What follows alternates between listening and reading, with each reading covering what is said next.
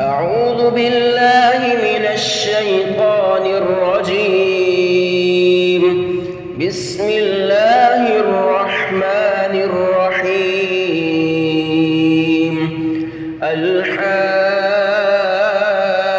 الحاقة ما الحاقة وما أدراك ما الحاقة كذبت ثمود وعاد بالقارعة فأما ثمود فأهلكوا بالطاغية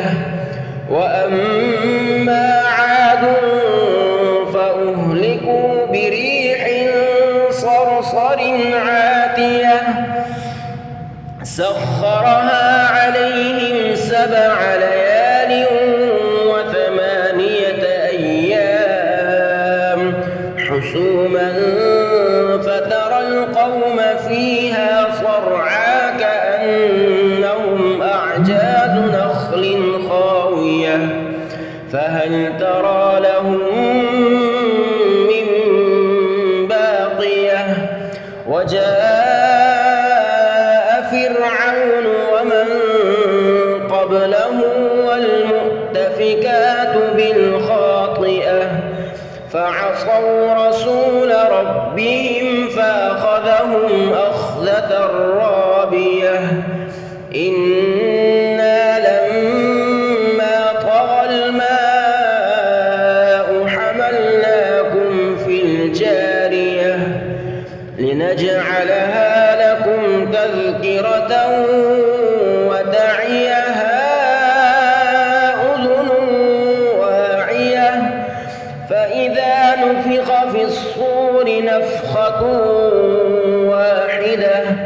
وحملت الأرض والجبال فدكتا دكة واحدة فيومئذ وقعت الواقعة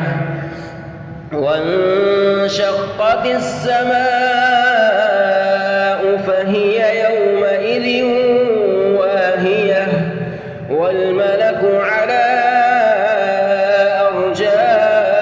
أرجائها ويحمل عرش ربك فوقهم يومئذ 8 يومئذ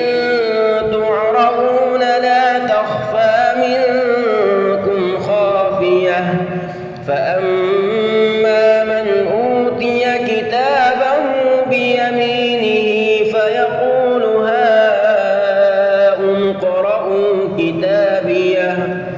إني ظننت أني ملاق حسابيه فهو في عيشة راضية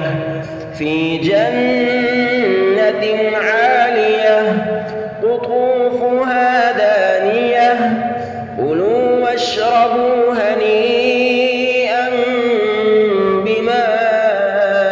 أسلفتم في الأيام الخالية وأما من أوتي كتابه بشماله فيقول يا ليتني لم أوت كتابيه ولم أدر ما حسابيه يا ليتها كانت القاضية ما أغنى عني ماليه هلك عني سلطانيه خذوه فغلوه ثم الجحيم صلوه ثم في سلسلة ذرعها 70 ذراعا فاسلكوه إنه كان لا يؤمن بالله العظيم ولا يحض على طعام المسكين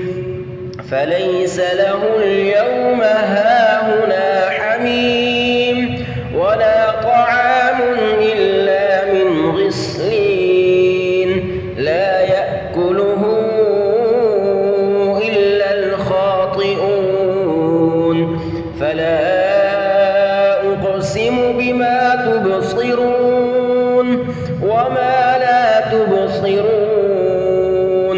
إنه لقول رسول كريم وما هو بقول شاعر قليلا ما تؤمنون ولا بقول كاهن قليلا ما تذكرون تنزيل من رب العالمين ولو تقول علينا بعض الأقاويل لأخذنا منه باليمين ثم لقطعنا منه الوتين فما منكم من أحد عنه حاجزين وإنه لتذكرة للمتقين وإنا لنعلم أن منكم مكذبين وإنه لحسرة على الكافرين وإنه لحق اليقين فسبح باسم ربك العظيم.